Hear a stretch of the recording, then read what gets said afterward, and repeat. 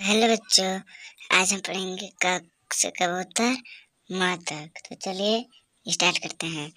क से कबूतर, ख से खरगोश, ग से गमला, घ से घड़ी, अंग खाली, च से चरखा, छ से छाता, ज से जहाज, झ से झंडा, इ खाली, ट से टमाटर, ठ से ठठेरा, ड से डमरू, ढ से ढक्कन, उधन खाली, त से तरबूजा, थ से थर्मस, द से दवात, ध से धनुष, न से नल, प से पतंग, फ से फल, ब से बक्कत, भ से भालू, म से मछली।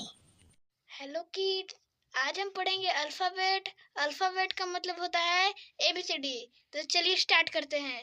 A for apple, B for ball, C for cat, D for dog, F for fish, G for gun, H for hen, I for ice cream, J for joker, K for kite, L for lion, M for monkey, N for nest, O for orange, P for parrot, Q for queen, L for lion, S for sun, T for tiger, U for umbrella, V for van, W for watch, X for Xmas tree, Y for yak, Z for zebra.